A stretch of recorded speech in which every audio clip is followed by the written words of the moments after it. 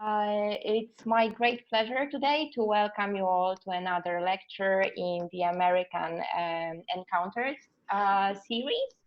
And today our guest is Raphaël Lambert, who is my colleague from the Collegium for African American Research. And I have listened to a lot of his presentations and they were all amazing. So I'm sure you're going to enjoy his talk today. Raphael is Associate Professor of African American Literature and Culture in the Department of American and British Cultural Studies at Kansai University. He has published essays in the Journal of Modern Literature Critique and African American Review. And one of his latest pieces actually has been published in an anthology that Professor Eva Łuczak, Samir Dayal, and I have edited, Cosmopolitanisms, Race and Ethnicity, and it was a very good essay. He's the author of Narrating the Slave Trade, Theorizing Community, a book about text on the slave trade, community and capitalism, and maybe some of you recognize the cover. The cover is a fragment of a poster by a Polish artist, Wiktor Górka. So there is a Polish accent. All right, and today Raphael is going to talk about Douglass's narrative. Welcome, it's great to have you here. Thank you, Anna. Thank you for this wonderful introduction. And let me go back to the cover of the book. I have to tell everybody that I owe it to Anna to have been able to use that cover because I had to contact Wiktor Górka's sibling in Warsaw who didn't know a word of English. And so Anna helped me get the cover. So the cover that is gracing the book is there because Anna helped me. So without further ado, I thank you for attending, everybody. It's a huge crowd. I've never had so many people in a conference. And so the topic today, so I guess I'm going to upload the PowerPoint and I am not sure. Can you see it now? No, probably not. Not yet. Okay, so let me go back to. Excuse me. So there's a problem because some people were thrown out of Zoom. And all right, I'm admitting all people. Okay, here we are. Okay. Yes. So now everyone should be admitted to the meeting. Okay. Thank you. I will try to monitor that. Okay. Right. So Raphael, back to you. Good. Can you see the PowerPoint now? Yes. Okay, yes. Excellent. So, being property, being human, the slaves in Douglass's narrative. So I'm gonna go straight to the first slide and start from there. These are my main sources on top of the slide. The first one is, of course, the narrative by Frederick Douglass, Narrative of the Life of Frederick Douglass, an American slave written by himself.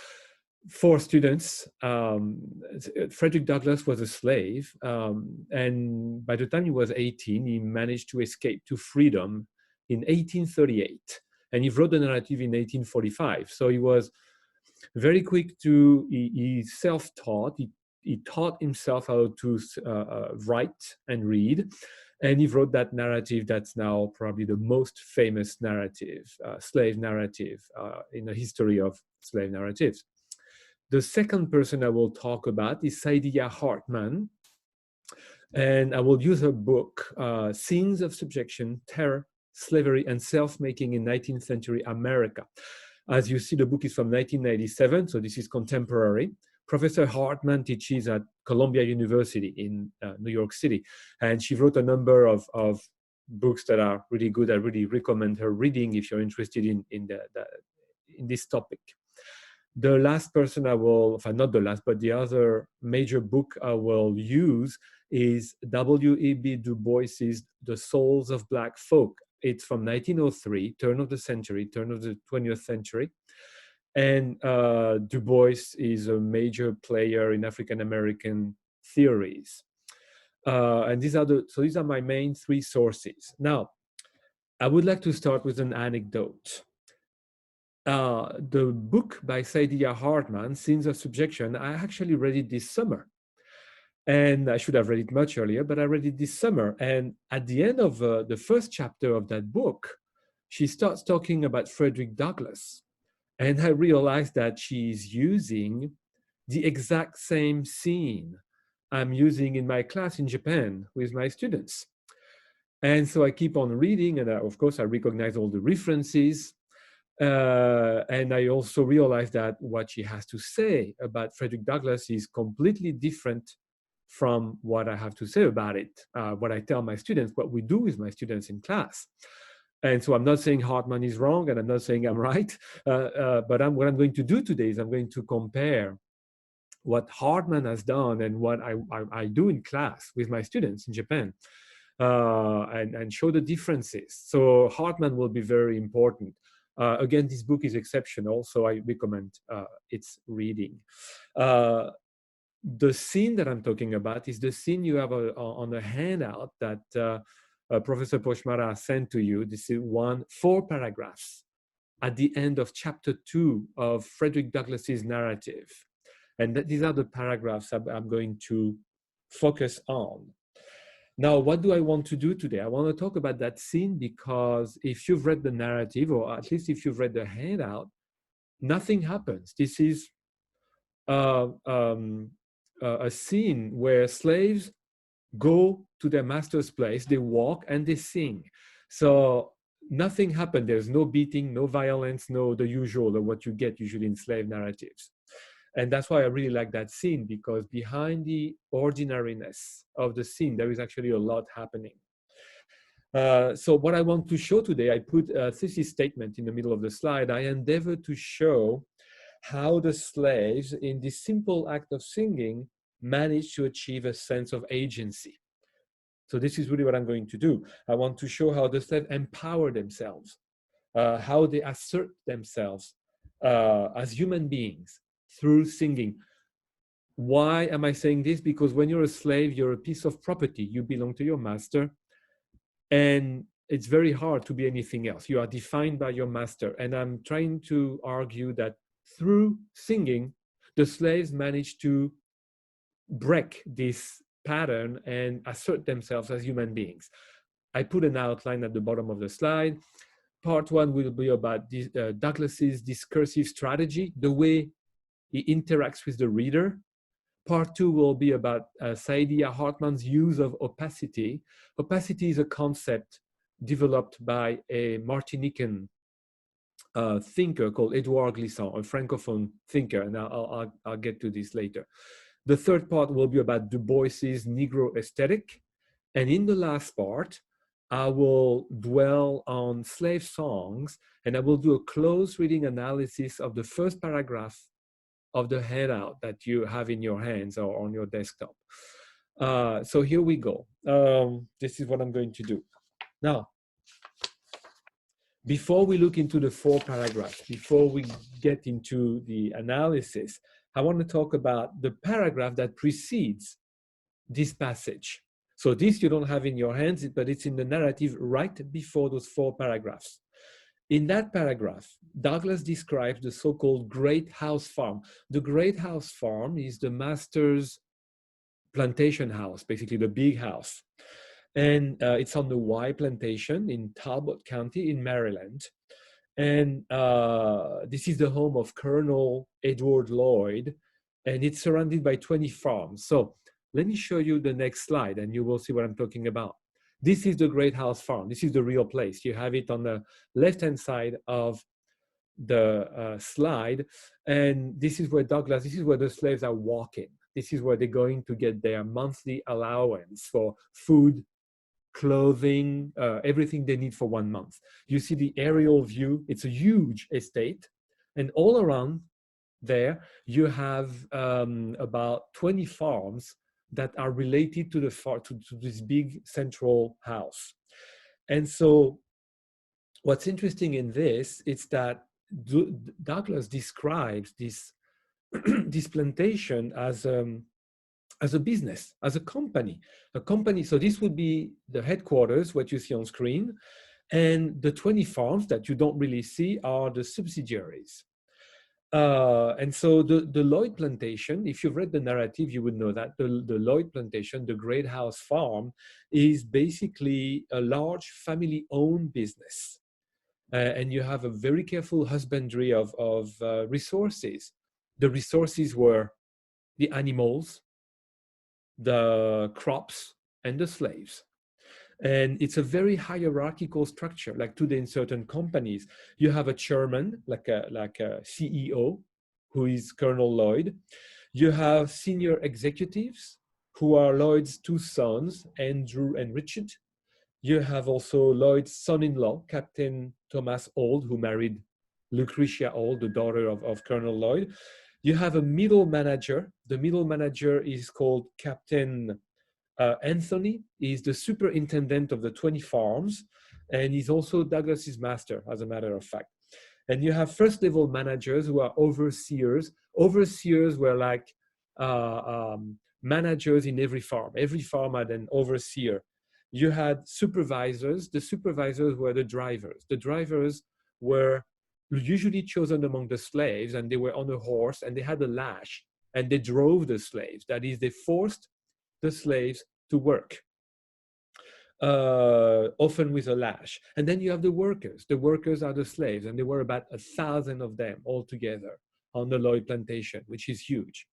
Okay, so basically what's interesting is that Douglass compares the place you see here on the slide to a country village. And this is the plantation I put on the slide, and I'm going to read it.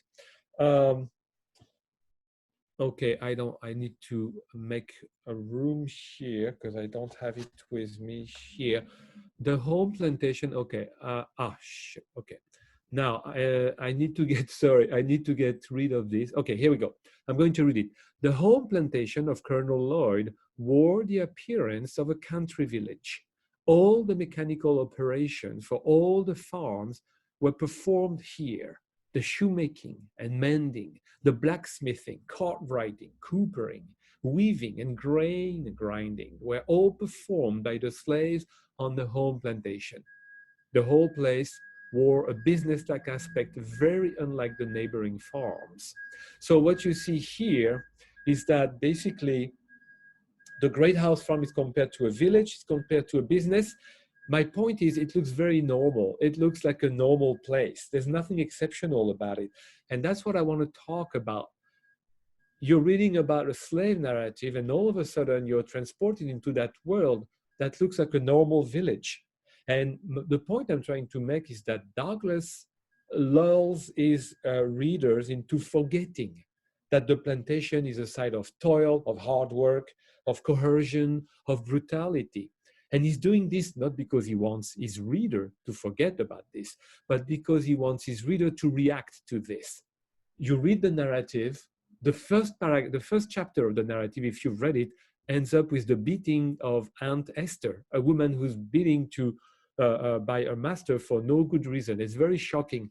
And here you go into the second paragraph, the second chapter, and you are told about a place that looks like any other village, which it is not. And so I think Douglass is trying to confront his readers with their sense of complacency. He doesn't want his readers to be complacent, to be self-satisfied with themselves. And so this will be my first point. In fact, I want to look at the way Douglass confronts readers in the last 4 paragraphs of the second chapter, which is the handout you have in your hands. Now, before we start, this is something I wanted to do. We're going to try this. I want us to listen to the text that we're going to study, to the one-page handout. And so now it requires a little bit of technical ability, which I don't really have. Let me try this. How can I possibly upload? Okay, bear with me. I'm going to end the show, and I'm going to do a share. Okay, now here we go. And I want to go on my desktop, I suppose. Okay, it worked earlier. We tried. Okay, I'm gonna go to my desktop. I don't know if this is working. Okay, here we go.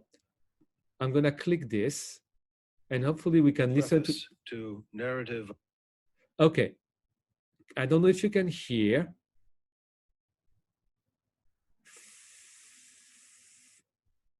And deceive the people. The same traits of character might be seen in Colonel Lloyd's slaves as are seen in the slaves of the political parties. Okay, now we're going to listen to the handout. Can you hear it? Yes. Okay, very good. Now let's listen to this. So this is the whole page you have, the handout. The slaves selected to go to the Great House Farm for the monthly allowance for themselves and their fellow slaves were peculiarly enthusiastic. While on their way, they would make the dense old woods for miles around reverberate with their wild songs, revealing at once the highest joy and the deepest sadness. They would compose and sing as they went along, consulting neither time nor tune. The thought that came up came out, if not in the word, in the sound, and as frequently in the one as in the other. They would sometimes sing the most pathetic sentiment in the most rapturous tone, and the most rapturous sentiment in the most pathetic tone. Into all of their songs, they would manage to weave something of the Great House Farm. Especially would they do this when leaving home. They would then sing most exultingly the following words: I am going away to the Great House Farm, oh yea, oh yea, oh. This they would sing as a chorus to words which to many would seem unmeaning jargon, but which nevertheless were full of meaning to themselves. I have sometimes thought that the mere hearing of those songs would do more to impress some minds with the horrible character of slavery than the reading of whole volumes of philosophy on the subject could do. I did not, when a slave, understand the deep meaning of those rude and apparently incoherent songs. I was myself within the circle, so that I neither saw nor heard as those without might see and hear. They told a tale of woe, which was then altogether beyond my feeble comprehension. They were tones loud, long, and deep. They breathed the prayer and complaint of souls boiling over with the bitterest anguish. Every tone was a testimony against slavery and a prayer to God for deliverance from chains. The hearing of those wild notes always depressed my spirit and filled me with ineffable sadness. I have frequently found myself in tears while hearing them. The mere recurrence to those songs even now afflicts me, and while I am writing these lines, an expression of feeling has already found its way down my cheek. To those songs I trace my first glimmering conception of the dehumanizing character of slavery. I can never get rid of that conception.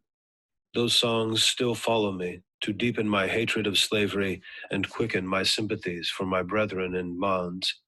If anyone wishes to be impressed with the soul-killing effects of slavery, let him go to Colonel Lloyd's plantation and, on allowance day, place himself in the deep pine woods, and there let him, in silence, analyze the sounds that shall pass through the chambers of his soul, and if he is not thus impressed, it will only be because there is no flesh in his obdurate heart. I have often been utterly astonished, since I came to the North, to find persons who could speak of the singing among slaves as evidence of their contentment and happiness. It is impossible to conceive of a greater mistake. Slaves sing most when they are most unhappy. The songs of the slave represent the sorrows of his heart, and he is relieved by them only as an aching heart is relieved by its tears. At least, such is my experience.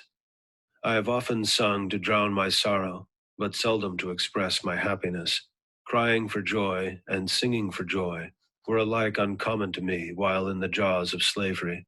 The singing of a man cast away upon a desolate island might be as appropriately considered as evidence of contentment and happiness as the singing of a slave.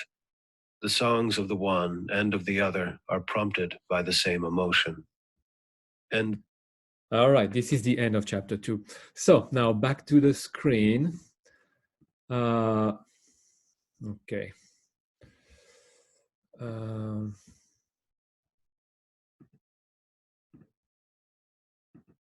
Okay, I think I can't. Let me come back. Okay, here I am, and I'm going to. Can you see the PowerPoint again? All right, very good. So this was the text we're going to work on. So my first reaction to this is that the tone of these 4 paragraphs that were just read is very different from the previous paragraph, the one I was talking about. The depiction of the Y plantation is rather objective and impersonal. It's like a country village. This one, this passage is very subjective. It's full of pathos. And so there are 2 reasons. There are 2 reasons to this, why this is odd. The scene in itself is very dull. As I said earlier, the slaves sing as they walk, nothing happens. And the scene doesn't have actually a lot of details. In fact, Douglass says that he was too young to understand the songs. In paragraph 3 of the handout, he says, I'm quoting, I'll go to the handout many, many times. So I'm quoting from the handout, paragraph 3. They told a tale of woe, which was then altogether beyond my feeble comprehensions. So with this argument, which sounds really like an excuse, Douglass is saying, well, I'm sorry, I'd like to tell you about the songs, but I was too young. I don't know what they're talking about. And I find this very interesting. He's telling his reader, I can tell you how I feel. I was very sad. And I can tell you why, because it reminds me of slavery. He says in the same paragraph, every tone was a testimony against slavery and a prayer to God for deliverance from chains.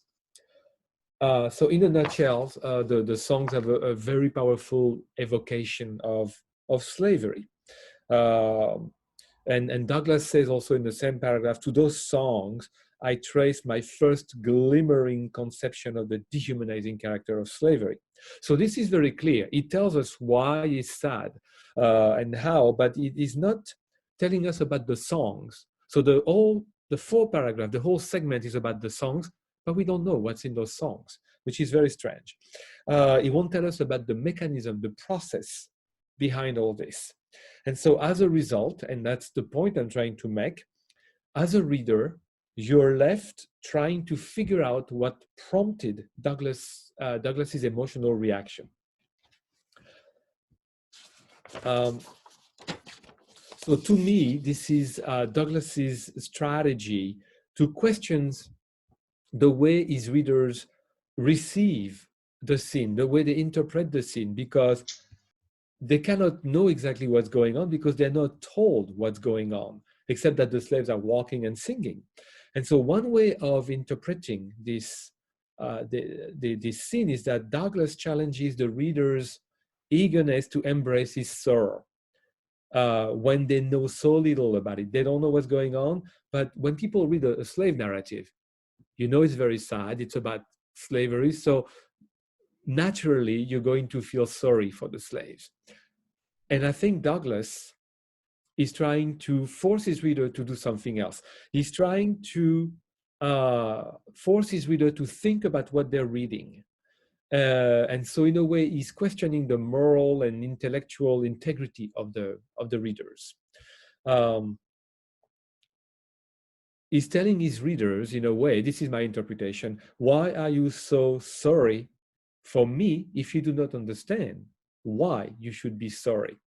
So readers are not asked to be outraged because outrage is the appropriate response. The readers are asked to understand why they should be outraged. And this I find very interesting.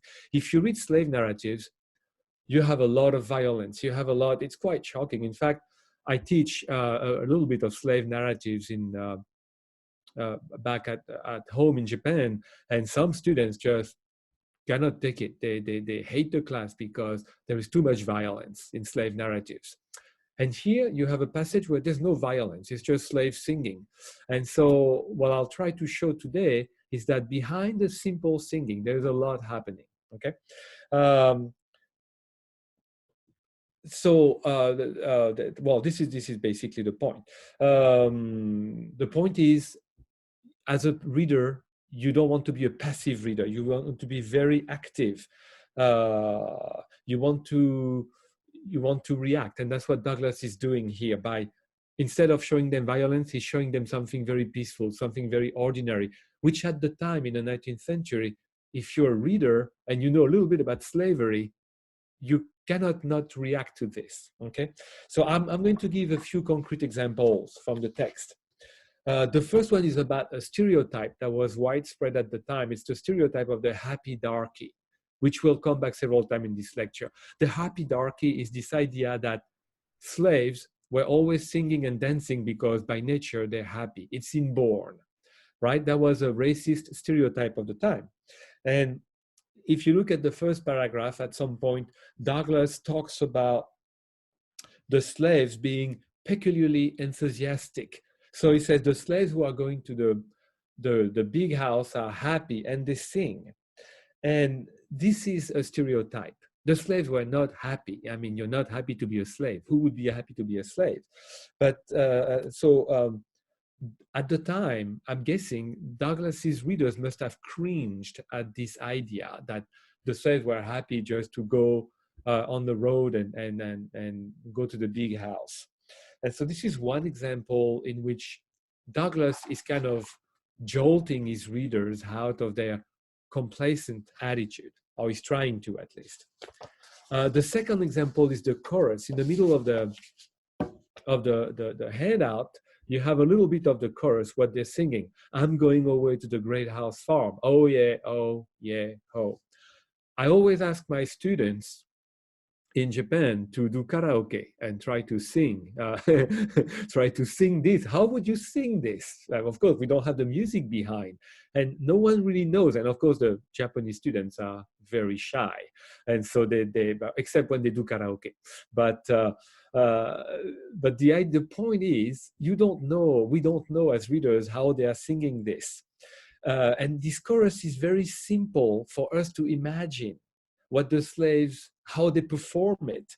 And so Douglass says, if you read the text, it says they would sing most exultingly.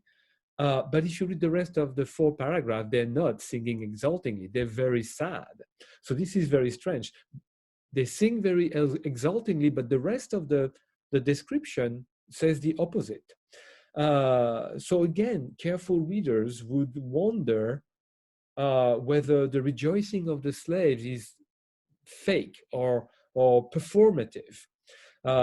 Maybe they are happy because they don't have to work in the field. Of course, that would be a good reason. Maybe also they are exaggerating. Maybe they are being ironic. Like, oh great, we're not working today, and they were very happy, but still it doesn't quite click together. In fact, most likely the slaves are singing to make their masters happy. And if you read the second autobiography of Frederick Douglass, he wrote 3 narratives. In the second one, he takes the same scene and he adds 1 sentence to the chorus, and that sentence says something like, so I am going away to the great house farm. Oh yeah, ho, my old master is a good master. And Douglass explains that so long as they knew that the masters or the overseer could hear them, they would say nice things about the master. So they are basically being very ironic. It's very deceptive because they have no choice. The slaves were forced to sing all the time to make masters happy. They were forced to sing because that was the image of the slave. They were supposed to be happy. So they would sing and they would say something nice about the masters. But of course, what we don't know is what they would say afterwards when they walk between their farm and the big house. There are about, I don't know, 7, 8 slaves. And you have young Frederick Douglass. At the time he was a child, he was 7 or 8. And he's in the woods and he sees them passing and he listens to them. And they're singing. And they're not talking about how nice their master is. They're saying something else. And that's the part we don't know. And that's the part Douglass says, I'm sorry, I was too young. I don't remember. And so we'll have to think about this. This is very, very interesting. I wanted to point that out. And that's, again, a way of forcing the reader to think, what are they saying in those songs? Douglass says, I'm going to tell you about those songs. They make me very sad, but I'm not going to tell you what the songs are about. So the reader is left hanging, and that's the way, according to me, to force the readers to reflect on the text. And so that's going to bring me to Sydia Hartman very shortly, and a notion of opacity. So I'm moving on now to the idea, the second part, about the use of opacity by Sydia Hartman. Douglass claims he did not understand the wild and rude songs of the slaves because, as I said, he was too young. But I don't think it's about maturity. I don't think Douglass is not sharing the song because he was too young. I think there's something else. And this is where I'm going to use Hartman. Hartman invokes Glissant's notion of opacity. So let me move to the next slide. To the students, there are a lot of quotes in my PowerPoint. Is to help. Some quotes are difficult to understand, but I will explain them. So Hartman uses that thinker, Edouard Glissant. And this is what Glissant says. The right to opacity, quote, is not enclosure within an impenetrable autarky, but subsistence within an irreducible singularity. These are very highfalutin words. It looks very difficult, but it's very simple. It's saying opacity is not about withdrawing into the self. It's about protecting your identity, protecting who you are. And so opacity is the opposite of transparency. Think of the slaves for a minute. The slaves were transparent in the sense, it's not like you see through them, but the slaves were transparent in the sense that they only exist as defined by their masters. They were slaves, they were here to work, they were not supposed to be intelligent, they were supposed to be working machines, and that's what they were. And so Glissant says, you have a right to opacity, not just the slaves. Everybody does. Everybody in this Zoom meeting today has a right to opacity. And the right to opacity is a way of keeping aspects of your identity out of reach, unknowable, mysterious. And so it doesn't mean that you withdraw within yourself. It means that you define yourself. This is what Glissant says. This is the second quote on the slide. As for my identity, I'll take care of that myself. All right. So this is exactly what the slaves are doing through their singing. They endeavor to define themselves, to achieve agency, to exert power on their own terms. And opacity, by respecting a degree of privacy and by preserving the complexity of the individual, is constitutive of identity. This is the point Hartman is trying to do when she talks about the opacity of the slaves. And this was very important because they were not allowed to do that. So as a praxis, as a way of living, as a practice of everyday life, opacity can be viewed as the opposite of identity politics. So when you talk about opacity, you're not talking about identity politics. Identity politics is about visibility. It's the opposite of opacity. It's about identity politics is what Glissant calls impenetrable autarky on the slide. Opacity is different. It's not a political or ideological agenda. It's a right that everybody has. Okay, so Hartman makes opacity an imperative. That's the long quote here you have by Sydia Hartman that I'm going to read. For this opacity, Hartman says, the subterranean and veiled character of slave song must be considered in relation to the dominative imposition of transparency and the degrading hypervisibility of the enslaved, and therefore, by the same token, such concealment should be considered a form of resistance. So it's a long quote that says something very simple. Hartman is saying the slaves exercised opacity as a form of resistance, as a form of resisting against the hypervisibility that was imposed by slavery. Okay, she also talks about in this next quote, she says, this investigation turns upon the veiled and half-articulate message contained in songs and the unsayable claims to truth that can never be communicated. The idea of unsayable is often used in Holocaust studies. The unsayable, I'm talking for the students here, I know the professors know all this, but the unsayable is this idea that there are certain things that are so traumatic that you cannot talk about them. And so after World War II, after the Holocaust, a lot of poets and writers said, well, this happened, but I cannot tell you about it. Paul Celan, for instance, a very, very famous poet, he said, I just cannot talk about it. I can tell you it happened, but I don't know how to talk about it because it's unsayable. You cannot say it. Same idea here. I don't particularly agree with Hartman's idea here. I don't think the songs are concealed because they're unsayable, but she's right about the songs being a form of resistance.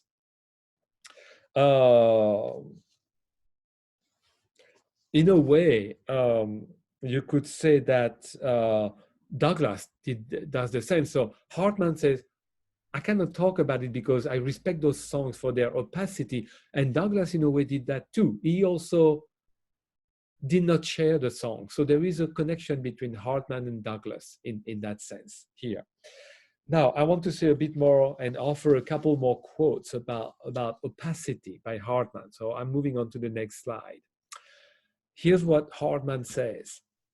My task is neither to unearth the definitive meaning of song, nor to read song as an expression of Black character, as was common among 19th century ethnographers, but to give full weight to the opacity of this text, wrote by toil, terror, and sorrow, and composed under the whip and in fleeting moments of reprieve. So, this is quite simple. Basically, Hartman is saying that she's debunking again the happy darky stereotype. In the 19th century, ethnographers looked at slaves and they said, well, anytime they would see slaves, they would be singing. And you see, slaves are happy. They're always happy because Black people are happy. They sing and dance. This stereotype is still strong today. Some people always have these stereotypes about African people from Africa or African Americans, about the fact that they like to sing, they're very good singers and they're very good dancers. Well, I know, and Anna Pochmara knows African American people. They're not all good dancers and they're not all good singers. But at the time, this was the stereotype. Anytime they would see slaves, they were forced to sing. So people would say, well, see, they sing because they're Black and they're happy. And that's not true. And so that's what she's saying here, basically. But what is striking here also is that in the name of opacity, Hartman claims her own right to ignore the meaning of the song. And today, what I'm going to try to do is just the opposite. I'm going to try to understand the meaning of the songs. And the problem I have with Sydia Hartman, and don't get me wrong, she's an absolutely great scholar, is that she reduces the slave songs by not saying what they are exactly. She says, oh, the songs are just sorrow songs. And she uses Douglass to say that. And this is what she said. This is the second quote about Douglass. Douglass himself recognized that on rare occasions, the pleasures available within the confines of slavery indeed possessed glimmerings of insurgency and transformation. So she's saying, see, these are just those songs are just about sorrow. That's exactly what Douglass is saying. And well, I'm going to try to say something very different. But so my response to Hartman here is this, in a nutshell. First of all, Douglass never used the word protest or insurgency in the narrative. You can check, it's not there. And Douglass, as quoted earlier, he says, I traced the first glimmering conception of the dehumanizing character of slavery to these songs. And he says that those songs still follow me to deepen my hatred of slavery and quicken my sympathies for my brethren in bonds. This is in the third paragraph of the handout. But it does not reduce the songs to mere sorrow and to just weak yearnings of insurrection. His agenda is much more complex, and that's what I'll try to do today. That's what I want to do. If I ever manage to get this, okay. So I'm going to develop my argument a bit against Hartman's argument. So let me go to the next slide, and there are more quotes and some definitions here. So I want to present the songs not as a form of resistance, but at least as an expression of a sophisticated stance against dehumanization, against slavery. First, Douglass says that the songs are apparently incoherent. He doesn't say they are incoherent. He says they are apparently incoherent. So he's telling his readers, be careful. They look incoherent. They looked incoherent to me. They were unmeaning jargon, but they're not. So you have to be careful. You have to be attentive. He also says that it's very clear if you read the handout again, you quickly understand that slave songs, the unmeaning jargon of the slaves, were a defense mechanism. The slaves were not explicit in the songs because it was dangerous to sing certain things, okay? So they would make the songs only understandable to people who could understand them. Why? Because in those songs, they could talk about how hard it was to be a slave, and they could not tell that to everybody, that they could tell that the master was unfair. They could even make plans to escape. Those songs were full of meaning, but they could not share them with everybody. So they made them different. They made them difficult to understand. All right. So it was basically personal and communal safety. It was to be safe. Now I want to talk about the word wild in the paragraphs. Douglass says the songs are wild. Wild sounds like a negative connotation, but it's not. If you look at so I went into the Oxford English Dictionary, very simply, and I looked at the definition of this word, wild. And wild should not be interpreted as meaning savage or uncivilized. It should be more like meaning not accepting, resisting the constituted government, rebellious, not under or not submitting to control or restraint, taking or disposed to take one's own way, uncontrolled.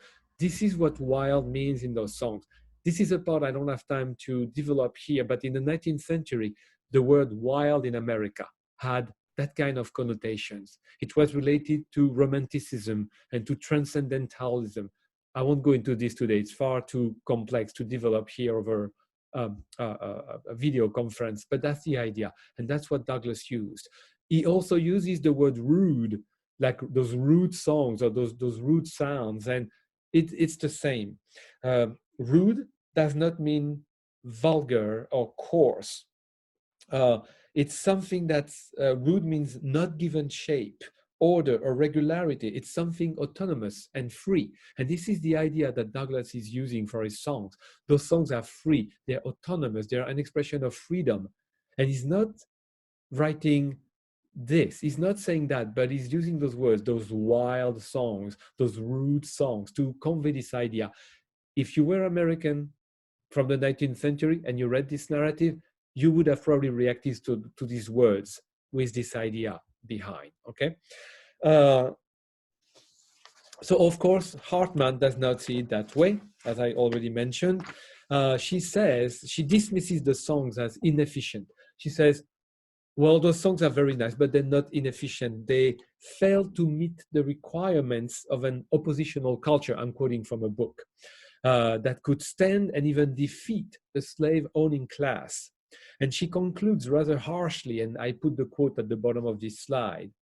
Above all, these songs are valued as dirges, expressive of the social death of slavery and inchoate expressions of a latent political consciousness, quote unquote. Dirges for the students are funeral chants, those songs you sing when you bury someone when someone is dead. These are dirges, okay? So she's saying the slave songs, they were just an expression of sorrow. They were dirges for the social death that slavery embodied, all right? Now, Hartman is saying that, and she's right to say that. It is partly that. Hartman is saying this because her book is all about showing that the masters would force slaves to sing, and Douglass is saying, well, those songs just express sorrow because indeed the life of a slave was very sorrowful. It was very difficult. And so it makes sense if you read Hartman's book. But by doing so, and this is the argument I'm developing today, she downplays the determination of the slaves to be free. Of course, you're not going to make a revolution with a song. So I agree with Hartman that the singing of the slave, the slave songs were not an act of revolution. But it was nonetheless full of political intentions. And that's what I want to talk about. Unfortunately, Hartman is saying, oh, those songs were just about sorrow. She talks about glimmerings of protest. I think it's much more than that. And so that's going to bring me to W.E.B. Du Bois. And that's the beginning of my third part. All right. This is W.E.B. Du Bois, William Edward Burghardt Du Bois. And he wrote this very important book. It's called The Souls of Black Folk. It came out at the turn of the 20th century in 1903. Du Bois was a major, maybe the first African-American philosophers, maybe right after Douglass. Douglass was the first major African-American political thinker. And Du Bois was the first philosopher. He was an anthropologist. He was a political thinker. He was a philosopher. He graduated from Harvard University, I think. He was really an amazing, brilliant thinker. And so today I'm going to talk about the last chapter of this book. It's chapter 14, and it's called The Sorrow Song. So you can make the connection, slave songs, Sydia Hartman, the songs are full of sorrow, and the sorrow song. There is clearly a connection between Frederick Douglass and W.E.B. Du Bois. Now, let me move into this. So at the end of the second chapter, in the last paragraph of the handout that you have in your hands, Douglass regrets that some people in the North interpret the slave singing, quote, as evidence of their contentment and happiness. So here we learn that the stereotype of the happy darky is also widespread in the North. Slavery was in the South. And Douglass escapes, he goes to the North, and there he discovers that there are many, many stereotypes about the slaves. It's not that there was no slavery in the North at the time. There was slavery in the South, but it doesn't mean that the stereotypes were not circulating everywhere in America, and they were very strong. So Douglass escapes, he goes to freedom, he goes to the North, and there he discovers people who have the same prejudices as people in the South. And so that's very shocking to him, and that's what he says in that last paragraph we've listened to earlier. And so, of course, if you read this, it vindicates Hartman's point. It vindicates this idea that Douglass makes a division between the song as diversion, as an entertainment, and the song as weak protest, okay? But my problem, again, is that Hartman does not do justice to Douglass. And in order to do justice to Douglass, I'm going to use W.E.B. Du Bois. Okay, so let's move on to Du Bois. So again, I'm going to offer some quotation, okay? Some quotations. So here they are, okay.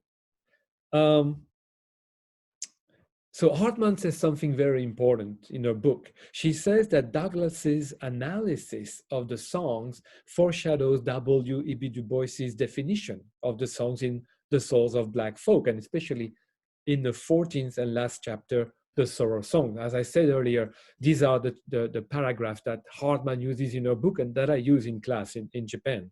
So Hartman is right. There is a lot of intertextuality between Du Bois, his idea of sorrow songs, and Douglass's analysis of the slave song in the narrative. It's very striking. If you read this last chapter in Du Bois's book, and if you read these 4 paragraphs that we're working on today together, you will see it overlaps a lot. So, for instance, Du Bois starts his sorrow song chapter this way. This is the first sentence. You have it on the slide. They that walked in darkness sang songs in the olden days, sorrow songs, for they were weary at heart. They are the slaves, of course. So there is this clear connection here. And Du Bois also argues that these sorrow songs are, second quote, the music of an unhappy people, of the children of disappointment. They tell of death and suffering and unvoiced longing toward a truer world of misty wanderings and hidden ways, quote unquote. So what does not come through in Hartman's analysis of these songs, however, is that they went far beyond the expression of mere sorrow. Now, if you read those first 2 quotes by W.E.B. Du Bois, you think, well, Hartman is right. This is all about sorrow. The sorrow songs, those people were sad, they were very unhappy, they were the children of disappointment. Yes, this is true, but there is much more in Du Bois. And now, as we go on, I'm going to show that hopefully that there is much more. So I mentioned intertextuality between Douglass's passage and W.E.B. Du Bois's chapter. Now, there is one thing that's striking to me is the phylogenetic attachment between being Black and the slave songs. And phylogenetic means descendants from ancestors all the way to the following generations, okay? And this is what Du Bois writes. Ever since I was a child, this is the third quote, ever since I was a child, these songs have stirred me strangely. They came out of the South, unknown to me, one by one, and yet at once I knew them as of me and of mine. So what Du Bois is saying here is that I'm from the North. I don't know about slave culture. I don't know about people in the South. But when I hear those songs, it makes me react. I can connect to them. All right. So there is that, which you already have in Douglass. Douglass says, it makes me cry. Those songs make me cry. And you also have this historical and geographical ubiquity between those of those songs. The true Negro folk song still lives in the hearts of those who have heard them truly sung and in the hearts of the Negro people. So here you have that connection again. Those songs belong to the African American people. And so already here we are much beyond the simple idea of sorrow.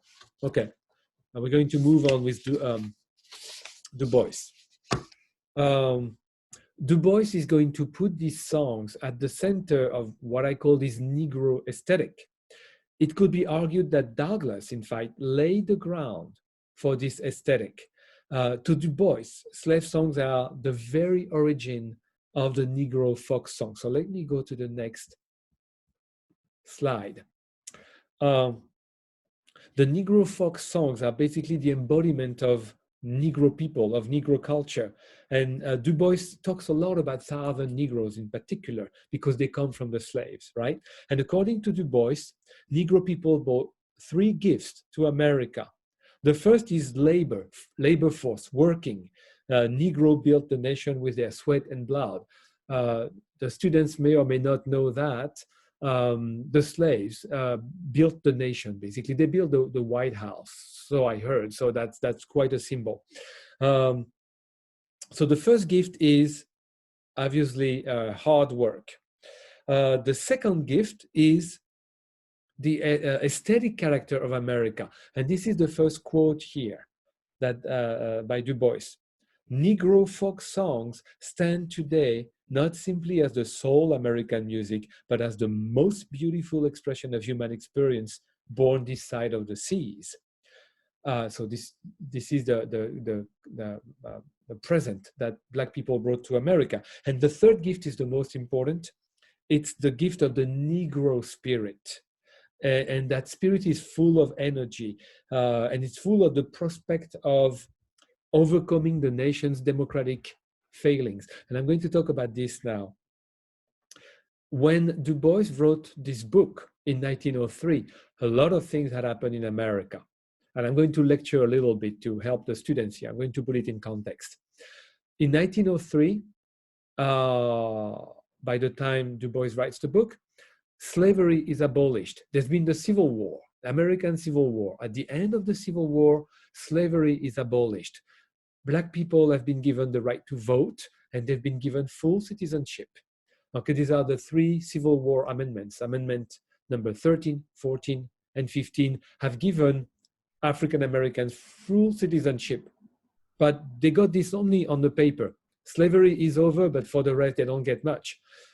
There's been a period called Reconstruction that was a complete failure. It lasted 12 years and it didn't work. Reconstruction was to rebuild the South, to make the South come back into the United States and catch up with the rest of the country after slavery, and it didn't work. So Civil War, abolition of slavery, Reconstruction brings back the nation to square one pretty much. And then you have Jim Crow. Jim Crow is a series of legal laws that are basically segregation laws that are against Black people. And so when Du Bois writes his book, The Souls of Black Folk, indeed, America is not in good shape. America is facing a democratic deficit. And this is where Du Bois comes with his idea of a new spirit. He says, African Americans can bring a new spirit to America. Okay, and so he says the destiny, he talks about the destiny of the million, that's the quote on the slide. The destiny of the millions of Black freedmen and their sons is so faithfully related, connected, with, bound up with that of the nation.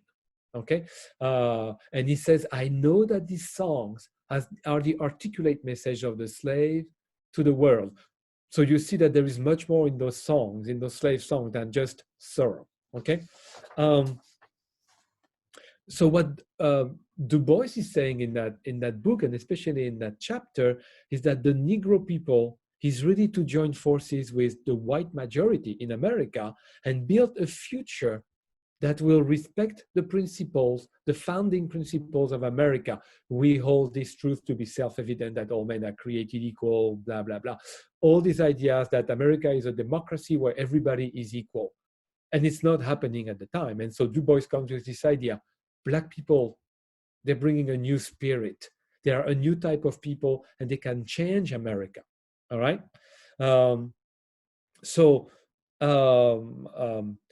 Basically, Du Bois is talking about the slave songs are connected to a major phenomenon, basically a kind of a possible political revolution. And this is the long quote at the bottom of the slide. Through all the sorrow of the sorrow songs, there breathes a hope, a faith in the ultimate justice of things. The minor cadences of despair change often to triumph and calm confidence. Sometimes it is faith in life, sometimes a faith in death, sometimes assurance of boundless justice in some fair world beyond. But whichever it is, the meaning is always clear, that sometime, somewhere, men will be judged. Men will judge men by their souls and not by their skins. In other words, he's saying things could change. Those songs are not only about despair, they're also about the confidence that the wrongs of slavery will eventually be righted, and that we can change America right now. Slavery is over, very well, but discrimination is not. America, at the turn of the 20th century, is a very racist country. There's a lot of racism in America at the time. And Du Bois says, through these songs, through what they embody, we can change this. And this is the Negro spirit that we can use and transform America with, all right? So this is going to bring me to my last point. I hope you're still around to some extent, that you're still following. So Douglass was a runaway. He wrote the narrative in 1845. That was before the end of slavery, before the Civil War. And so obviously he could not theorize the slave songs the way Du Bois did in 1903. There were almost 6 decades between the two, and many things happened. The end of slavery, the Civil War, the end of slavery, Reconstruction, Jim Crow, lynching, a lot of violence. But what's impressive with Douglass is that he could sense the potential of the slave songs. He could sense the importance of these songs. And that's the object of my final part, which is the close reading of the first paragraph of the handout. So, as a boy, as I explained, Douglass would stand in the woods and he would observe the slaves selected to go to the great house farm, to the plantation, for the monthly allowance, right? And according to Douglass, as I said earlier, the selected slaves took great pride in the errand. They were very proud of going to the master's place. They felt important. And they were delighted. They were happy because they didn't have to work in the field. Well, as I said earlier, all this is probably true. I'm not going to tell you that Douglass is wrong, of course. That would make no sense. But I think Douglass is not saying everything. I think there is much more that pride and contentment in those songs. And I think the songs, and this is my point, make sense because they have to do with the slave's capacity to create. Through the songs, there is a spirit of freedom, of self-assertion that neutralizes the slave status as property. So you've read the handout and you're telling me, no, there is not that. It's not there. There is nothing about this. I'm going to try to show that there is this if we are a very careful reader. And this is why I'm going to focus on the first paragraph. So in the first paragraph, Douglass suggests that the slave songs have a level of complexity that's much beyond sadness, just sadness. I've already talked about, I'm going to give one first example. I talked about the wild songs. The word wild and the word rude are very important because they do not mean those songs are primitive, savage songs. They mean those songs embody freedom. There is a wind of freedom blowing through these songs. And there is the same with the word reverberate. If you look at the third line of that first paragraph, it says the songs reverberate.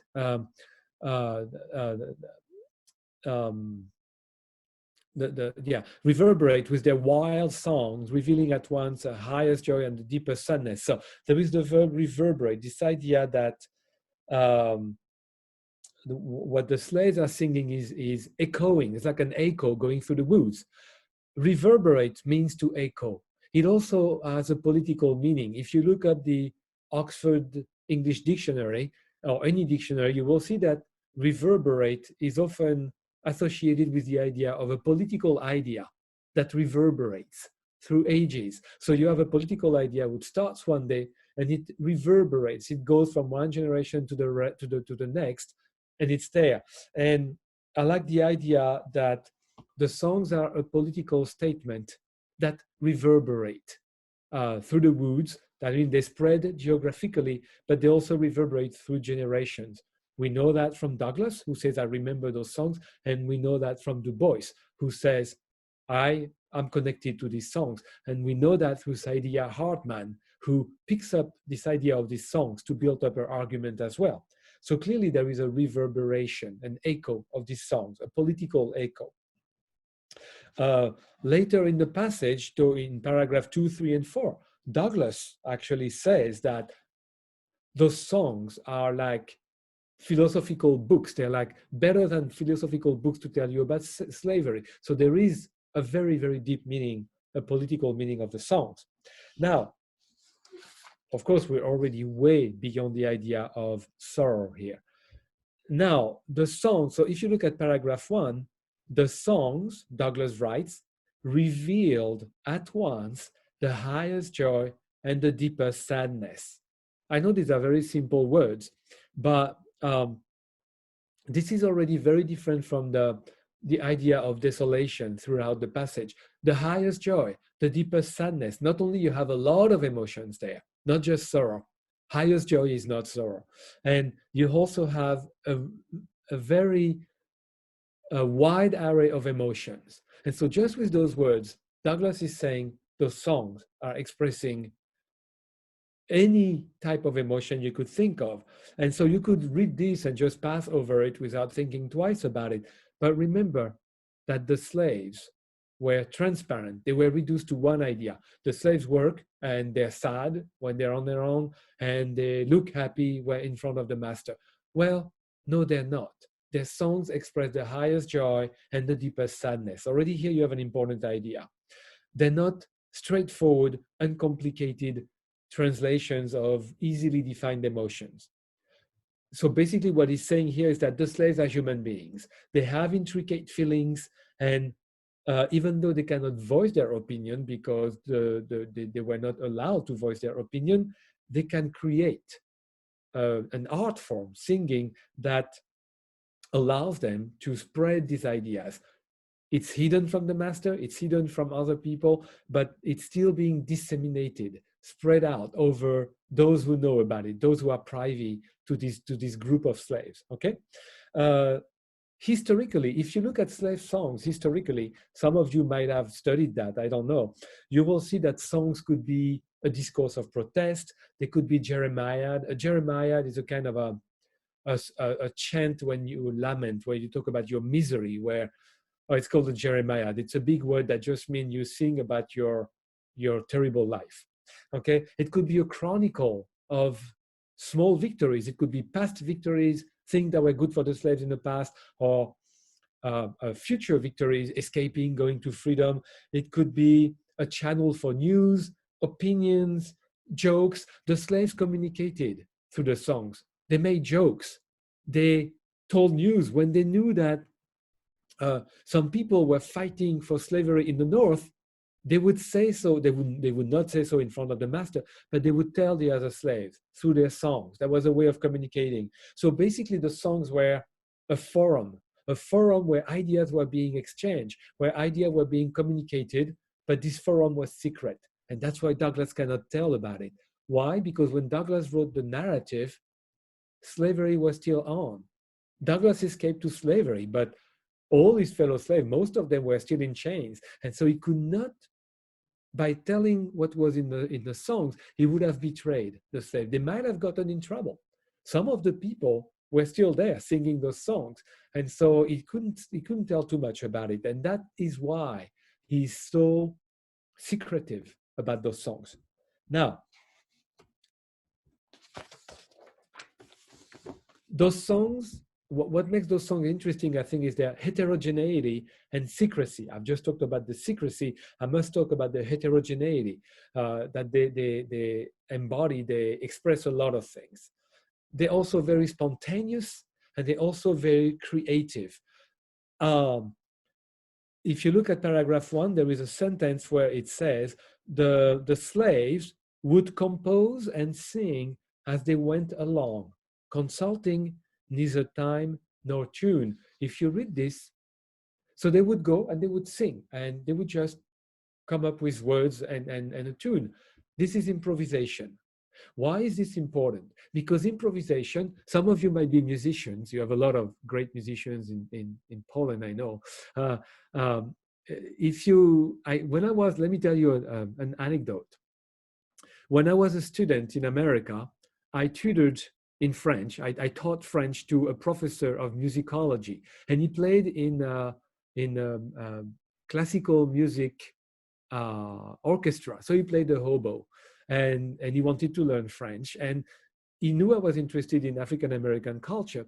And he told me that for him, the most difficult music to play was jazz, because when you play jazz, you improvise. You don't know. You all of a sudden you play something and you veer off toward your own creation and you improvise. He said that is the most impressive feat when you're a musician. And so this is what the slaves are doing here.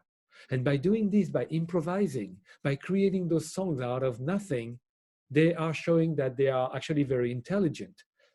You're going to tell me, well, of course they are intelligent. They are human beings.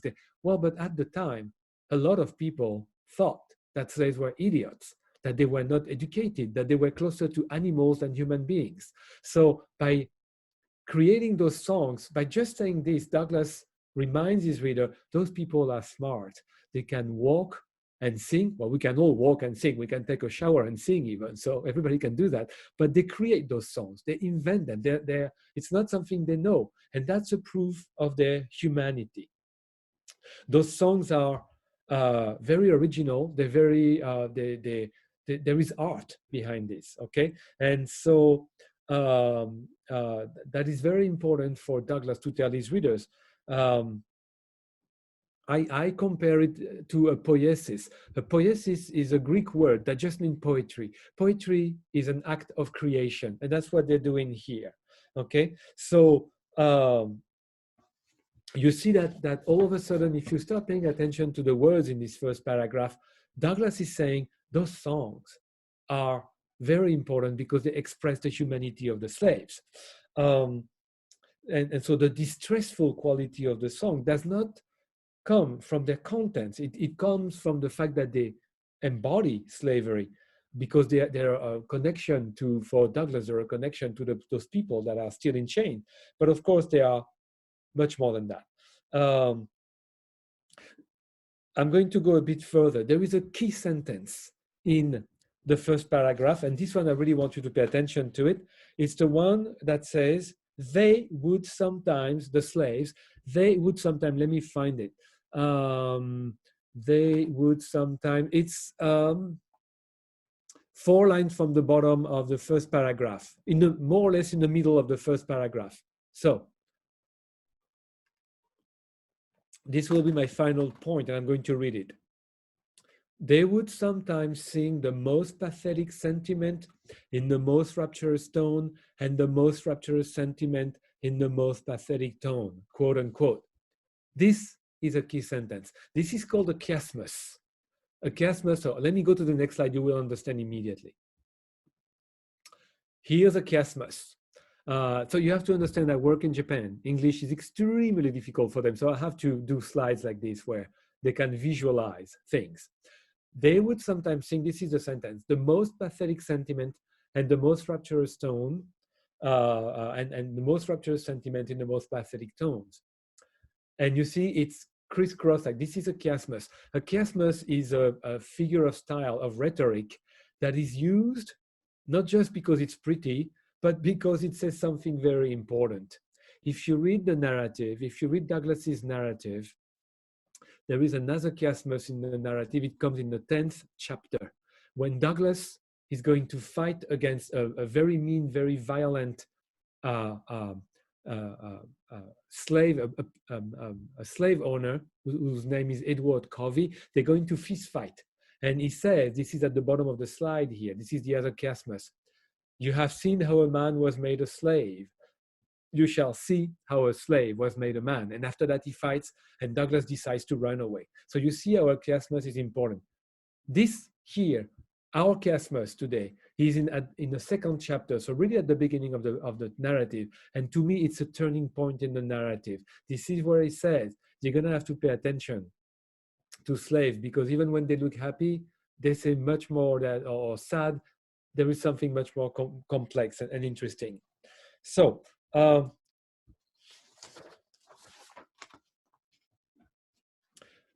what you have in this chiasmus here is the discrepancy, the fact that it's very different from musical conventions.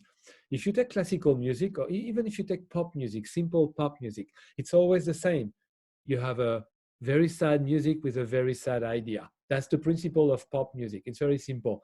Here, what the slaves are doing is much more subtle. They mix a sad idea with a happy tune, and they mix a sad tune with a happy idea. So as you see, this is a much more complex form of music.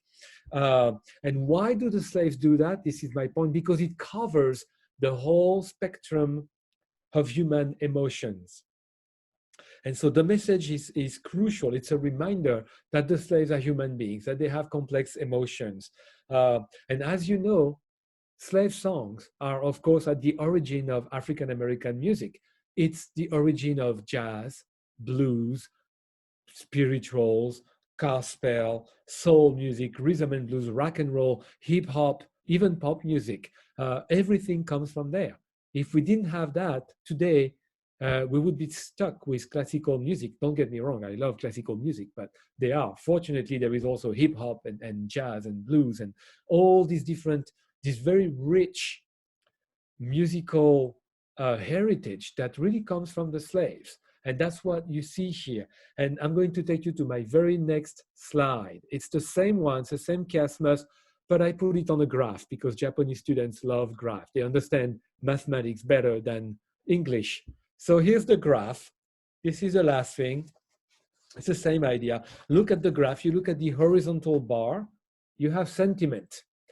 0%, most pathetic, most rapturous. So you have the horizontal bar for sentiment, and you have the vertical bar for tone. And it goes from the most pathetic to the most rapturous, right? And if you look at this graph, and you take any point on the graph, I took 4 points at random, and you have a different emotion that's being expressed. That's what the slaves are doing with their songs. And that's the end of my talk. It's a kind of abrupt, but that's what I wanted to show. Thank you. So I don't know how much time it took. I hope it's okay time-wise. Yes, we are good. Thank you. Thank you so much for your talk and for the presentation. I can remember that your presentations were almost were always perfectly prepared with all the handouts and PowerPoint presentations. Some of the handouts were like, I don't know, 10-page long. Yeah.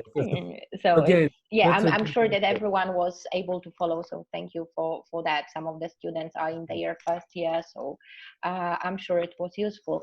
So thank you. Right, and now I think we have still some time for questions. So the floor is open. I will unmute all, right, Justina? Okay. So,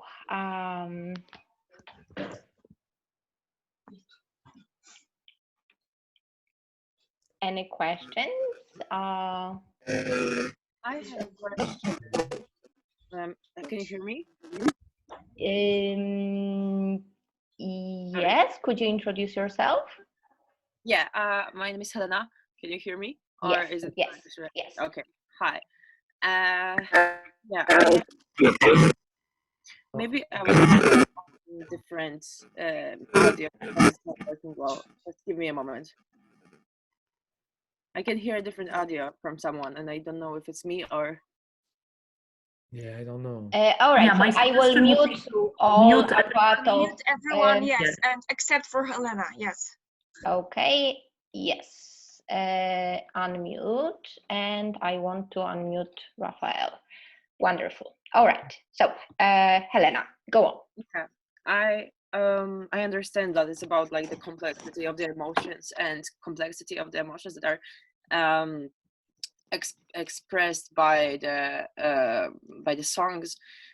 However, I was thinking all the time how I think that the sadness is actually also very important, and in a way, I feel like why can't it be both? Like for some of people, because people are different. So for some people, it's going to be expressing completely different emotions, but for some people, especially in slavery, where you sometimes are like, there's like this passage in the beginning, in the preface of the book, where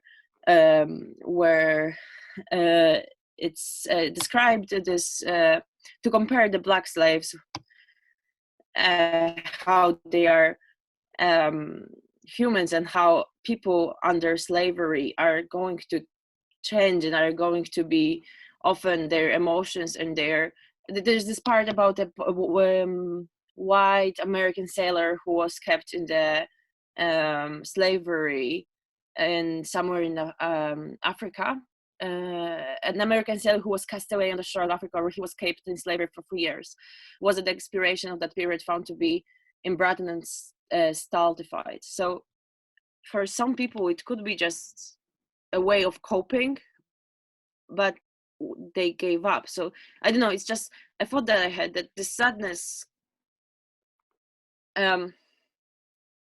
is quite important, I think. I don't know, it's just I understand that it's not only the sadness, and I agree with that. But I think that this for some people it could be just sadness and just giving up on No, yourself yeah, in a way. yeah.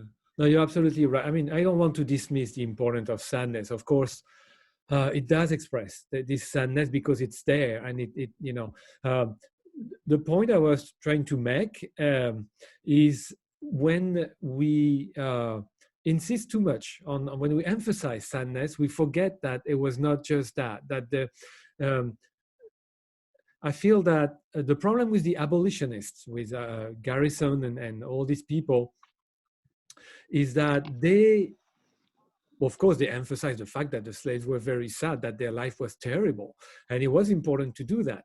But there was something a little bit condescending in their attitude, in the fact that they wanted the slave to be just that. And in fact, Douglass, when he escaped to freedom, he became an abolitionist, and he was a follower of Garrison, especially William Lloyd Garrison. And very quickly, he realized that anytime he was going to talk, they wanted him to play the miserable slave. They didn't want him to talk about anything else. And in fact, they told him, you tell your story, we do the philosophy. So in other words, you don't think. So they wanted Frederick Douglass to play the miserable slave and nothing else. And so I'm trying to take this, I'm trying to take the side of Douglass in a way where he's not just a sad person suffering from slavery. It was there. You're absolutely right. It cannot be dismissed.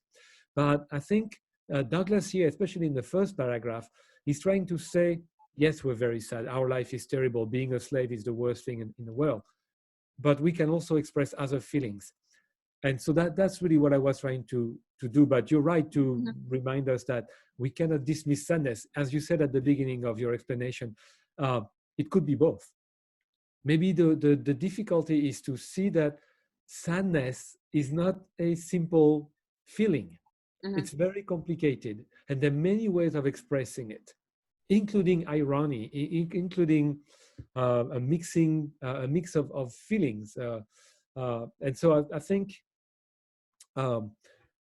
some people tend to miss that very quickly. And I think Sydia Hartman, if you read her book, it's an excellent book, but she tends to do that a little bit.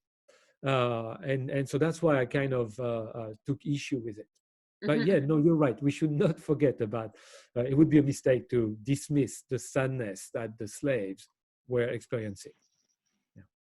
Yeah. All right. Thank you. Okay, I'm unmuting all again. Any other questions? If I can. Yes, could you introduce yourself? Yes, of course. My name is Mert. Mert Alçınkaya. You might see my video is also. I see yes. I can see. Okay, great. So I will mute all apart from you. Okay, yes, go on. Okay, perfect. So hi, Professor Lambert. Nice to meet you. I'm an MA student in our university. I'm the second year student and I'm writing my thesis, but my initial purpose, my initial topic was to write about African-American music and particularly slave songs. So that was very interesting presentation. So thank you very much. My question would be how, of course, we know as you presented, slave songs constitute the root for the later music genres, everything that came up until here. And actually I have two questions, because one of the questions I considered it as a kind of a thesis topic. So we know that there are certain patterns in the slave songs, in the early slave songs, such as ring shout, such as call and response pattern, that a person in the middle of the group that is encircled by the other slaves kind of shouts something and then gets a response.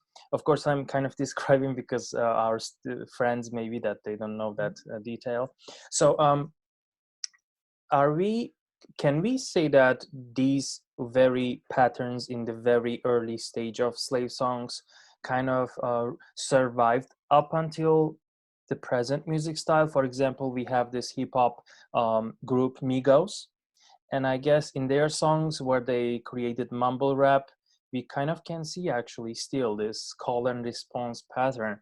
So does that say anything about kind of a like a revival, but in a more modern expression? And my second question would be, how can we say that these music genre, these slave songs, also reflected on literature? For instance, Henry Louis Gates advanced this theory of signifying, where there were all these kind of double plays in the language and songs. Thank you. I'm sorry, it was a long question. It's perfect. It's perfect and it's very instructive. So to answer your first question, yes, call and response, definitely. The call and response came from Africa, in fact, because basically those people, as you know, but I'm saying this for everybody, they worked in the field. They were farmers, the African who were captured and sold into slavery and crossed the Atlantic and became slaves. They were farmers, and the call and response was a way of working. There is actually a novel that's completely unknown from the 70s. It's called The African, in which this white anthropologist from University of Michigan or I forgot, or Iowa maybe, describes this. So his name is Courlander. Arnold Courlander, Courlander. It's called The African, and he describes all this. He explains all this, and it's very, it's a novel, but it talks about all this. So call and response is definitely there. If you look at the passage we've read, there is call and response, right? I'm going to the great house farm. Oh yeah, and it says this they would sing. So I and we, so there is a play already, call and response. There is a person it's like, there is a person who says a line and the others repeat after, how it works. So it's there already. And yes, I believe it's still in pop music today, especially in hip hop and other forms probably. So it's also at church, right? If you've been to a black church in America, you will have the priest who engage the community to respond. I was raised a Catholic. You don't have much of this in the Catholic Church. It's not as lively as you have it in those black church in America. And so if you ever go to America, try to go to one of these and see the call and response is there, definitely. So for your first question, yes, absolutely. And for the second question, which was, can you remind me very quickly? Sure, about the signifying theory that Henry Louis Gates. Mm-hmm. So yes, signifying is absolutely. In fact, I was trying to mention that I did not mention Henry Louis Gates, but there was a lot of signifying. Making fun of the master was a way of signifying, of course. And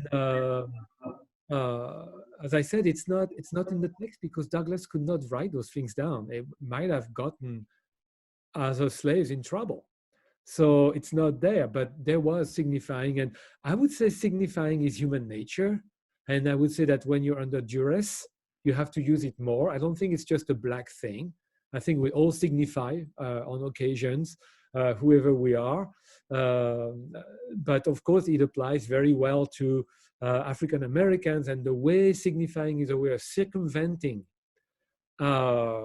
oppression or authority. And expressing oneself. And so signifying was there already, and it is still there today. You find it in hip hop, you find it in many art forms, of course. So yes, you're absolutely right. Mm-hmm. I hope you will be working on Polish hip hop. Is there Polish hip hop? Oh yes, we have a very vibrant scene. Well, so Mertz, the world needs you because no one knows about Polish hip hop, and that would be terrific. That would be terrific to, there is Japanese hip hop. It's quite something. And it goes from very political hip hop to very conservative hip hop in Japan. I don't know how it is in Poland, but I hope someday you will publish your work. And because Yeah, I'm not originally Polish, but I, of course, I would love to promote it and let the world know about it, of course. Yes, of course, yeah. All right, thank you for your question. It's great. Thank you very much, Professor. Thank you. You're welcome. All right. So, any other questions? I have a question. Sorry, this is Alicia Bank. I have a question just about Hartman, because they wrote the book in 1997, and I don't know. Growing up, for me, it was common knowledge about like the Underground Railroad and their use of songs, like "Follow the Drinking Gourd." That was common knowledge when I was like 10, so like 2009. And so was Hartman just ignoring this kind of knowledge when they were writing their book to focus on sorrow, or was it just not known back then? She was, it's a book is about subjecting slaves. And she was young at the time. It's 1997. You know, I am going to talk to Sydia Hartman in 3 weeks by Zoom. Because there is at Oxford here, we have a Zoom meeting around her work. So, you know, so I'll tell her what I've told you in a very polite manner, of course. So yeah, your question is very important. No, I don't think she ignored. She didn't know about it. She knew about this, but she was focusing on this idea of sorrow. And so in order to focus on the idea of sorrow, you cannot maybe emphasize what I was trying to emphasize today.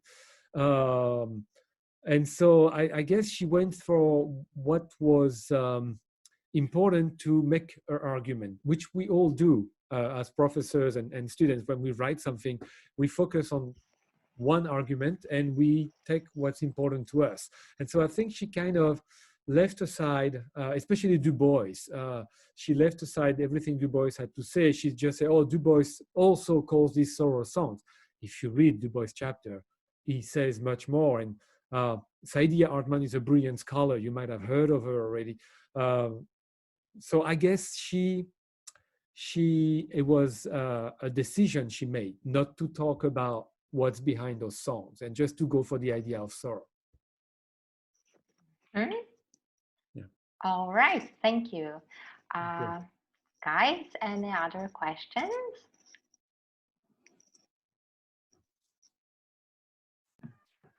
Well, I have a short question, but well, it's short, but it's broad, really, because it's not precisely about Douglass's narrative. Thinking of slaves signifying, also thinking of the songs when they're singing about being happy, when they're not being happy. And we know, and you said, and it's generally well known that the songs served the purpose of community building. And of course, the slaves understood that, yes, we're singing about being happy, but of course we know that this is fake, that we're not happy.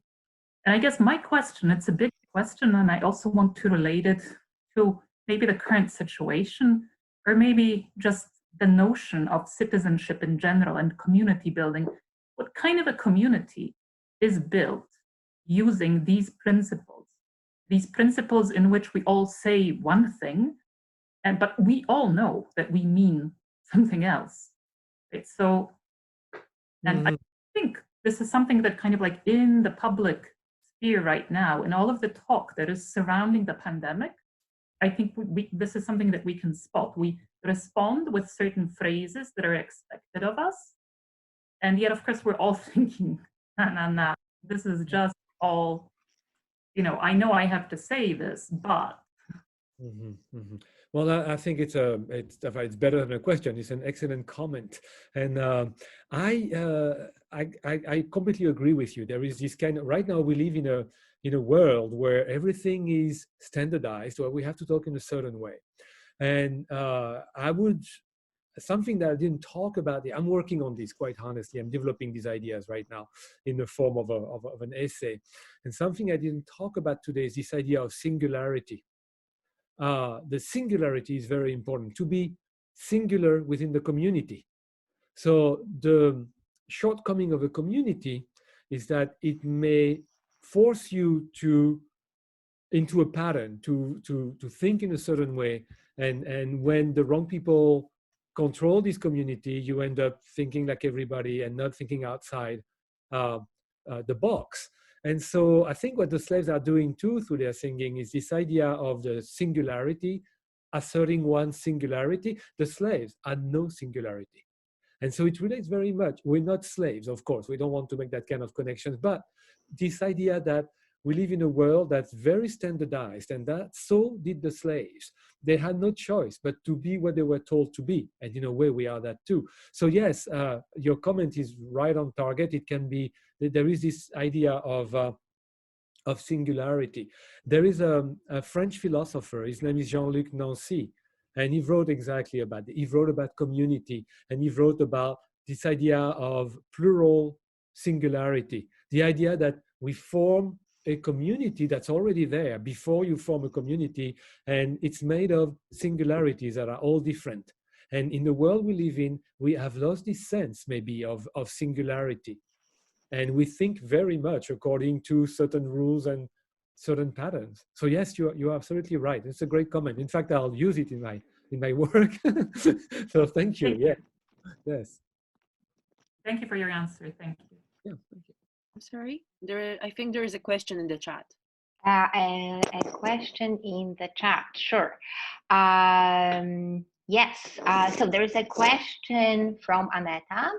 It says, thank you for your presentation, I assume. Could you please address the question of religion in your interpretation of the hope component that always accompanies sorrow?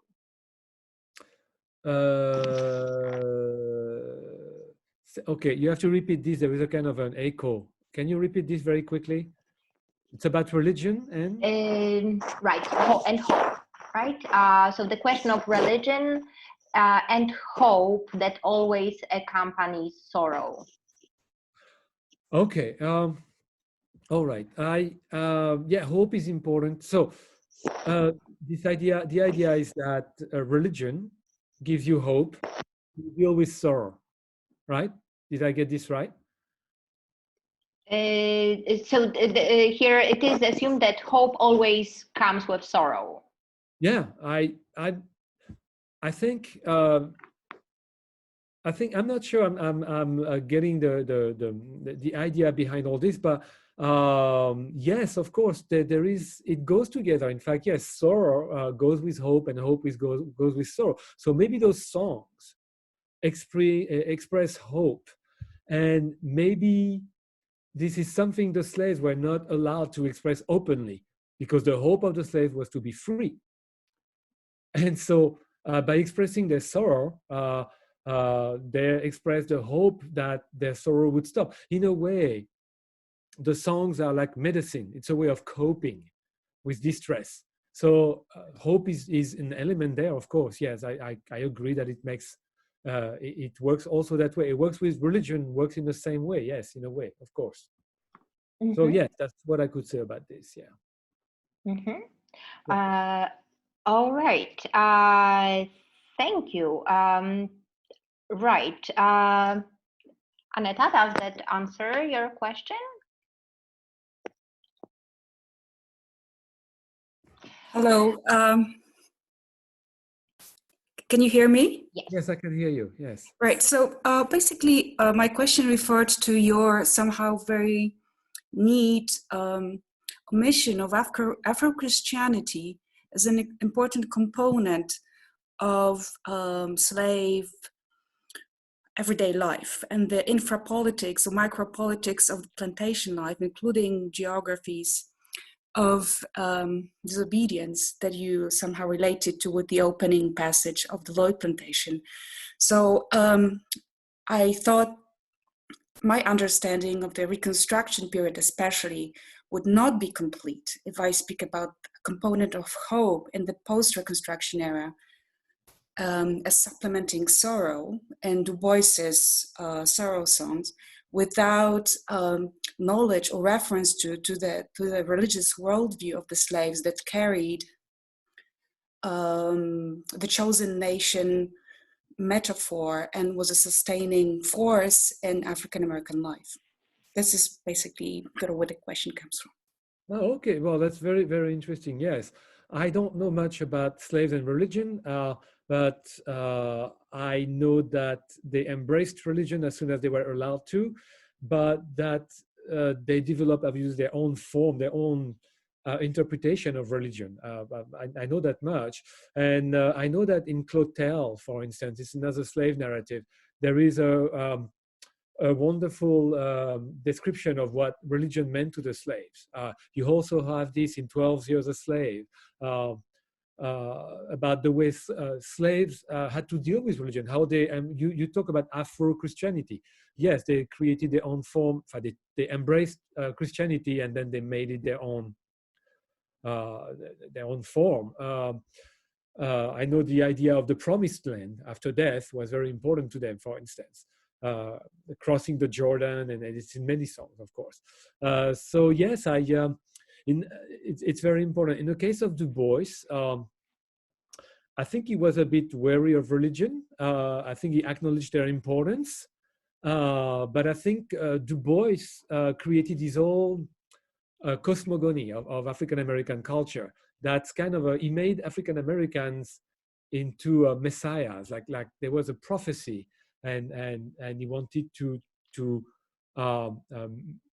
he wanted this to become true in the world. There's something very religious about Du Bois's tone in Souls of Black Folk.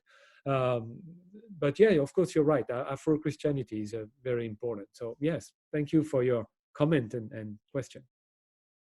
All right. Thank you. I know that it is getting late, and in 10 minutes there will probably be other online classes that will begin, but I still think we have time for 1 or 2 questions.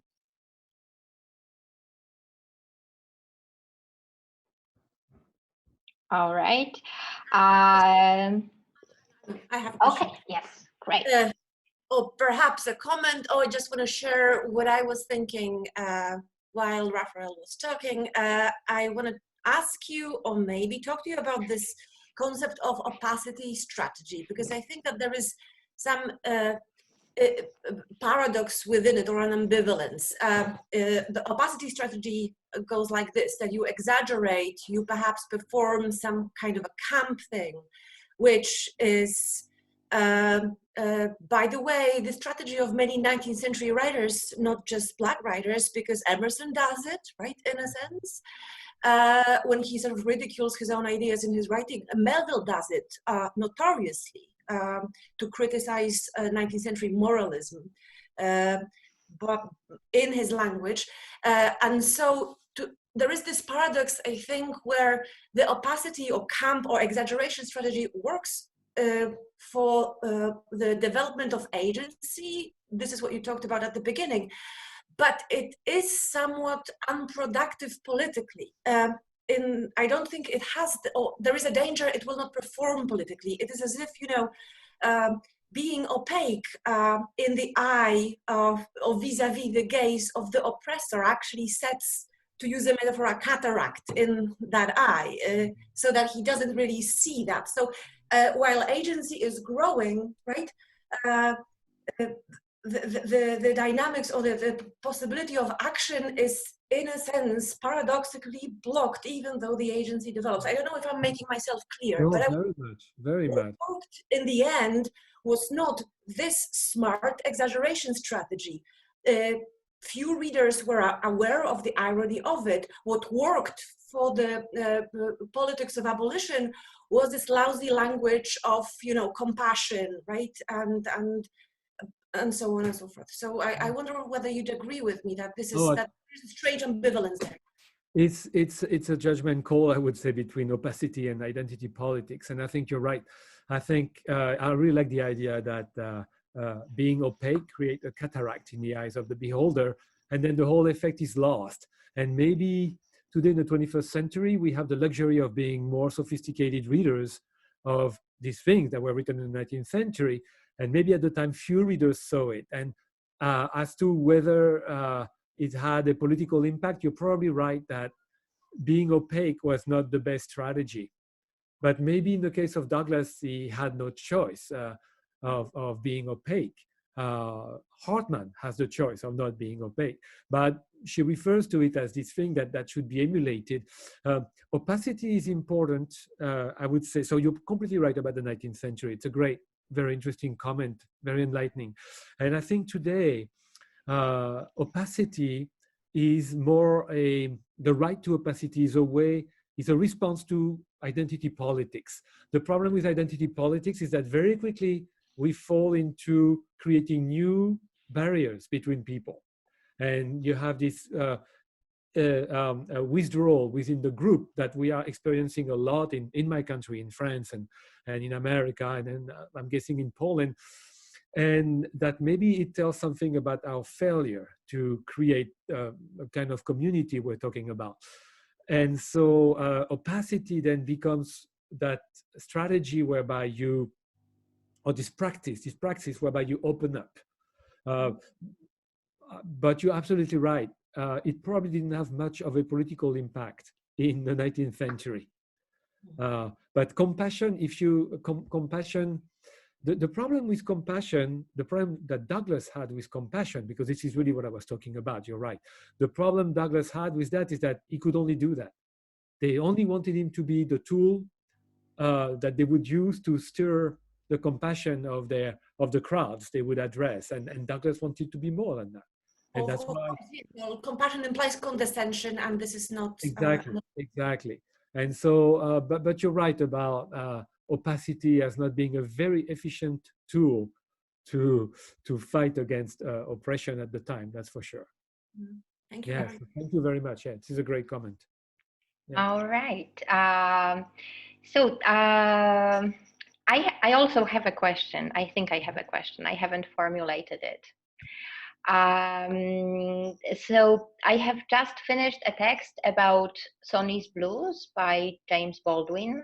Yes. So your talk obviously reminded me of that. And I think I want to ask a question concerning the ideas of experience and community and understanding, right? So would Du Bois really be able to understand or react to the songs in the way that he claims he would? Was it just a performance of his belonging to the African American community?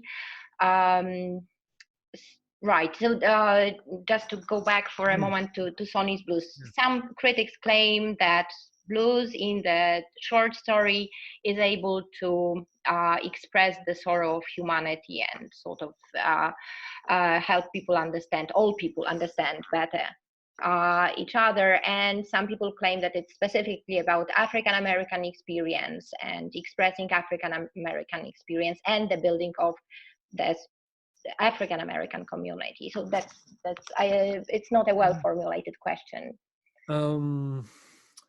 Okay, Du Bois was considered, he was an intellectual, and he had a little bit of contempt for the masses. He wrote about the masses, he wrote Reconstruction, but at the same time, for instance, he didn't like jazz. He didn't think that was very good. He had all these, so he was actually, I don't know if he understood slave songs as he claimed he does, but again, maybe for the purpose of his argument.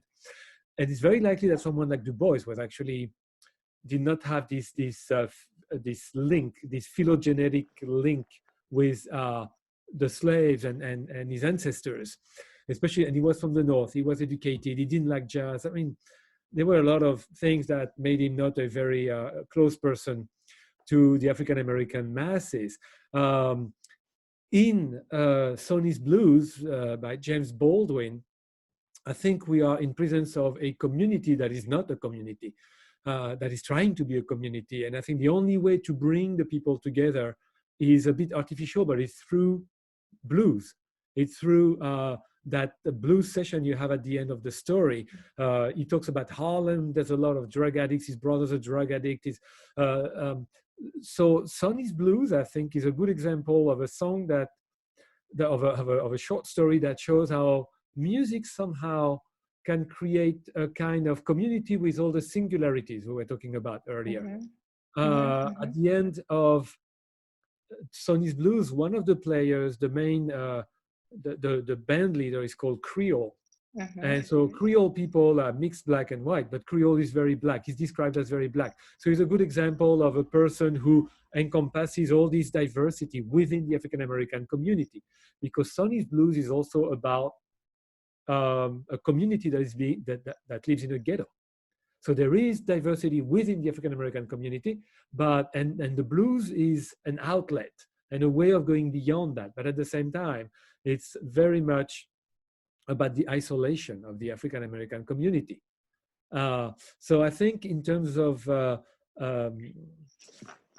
actually the final jam session or the concert takes place in the village, not in Harlem. So that's right. He goes to the village, that's where his brother plays. So that's important. It's going outside the world and disseminating the music, which was happening at the time. So in a way, I talked earlier about how the slaves disseminate their songs, but to certain people. They cannot share their song with the masters, and even with young Frederick Douglass, because he would repeat the songs and they would get in trouble.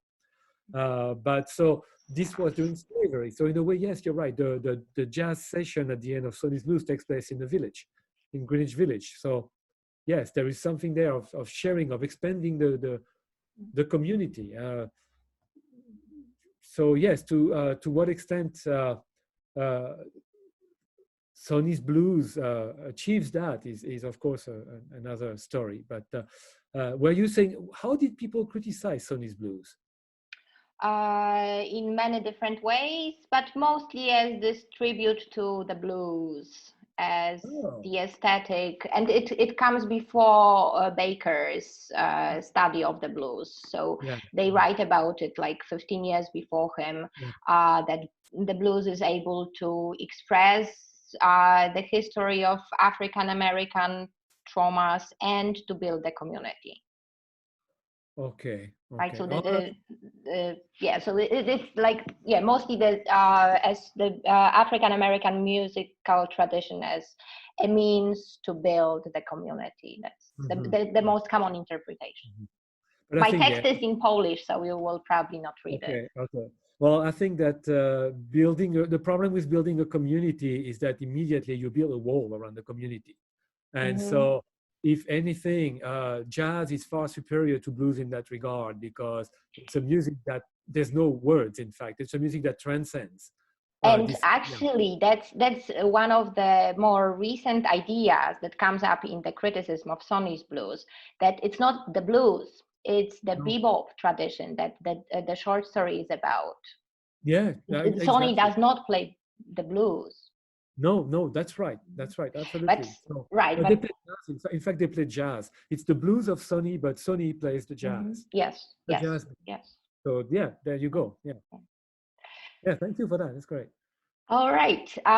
So I think that now the time is up, and you must be tired after the 2 hours of talking, or 2 hours and a half. So thank you. Thank you again for coming to Warsaw. Yes. And I'll come next year again. Yes. Raphael is coming for our American Studies conference. So you will meet him in person, hopefully next year. If no virus happens. All right, so thank you, and thank you all for taking part. It has been one of the most popular lectures that we have organized. Almost 90 people. Wow, excellent. Yeah. I'll put it on my Vita. Yes, definitely. 90 people never happened to me. All right, so thank you. Thank you, great. Bye-bye, everybody. And, it was great meeting you all. Thank you. All right. Thank you.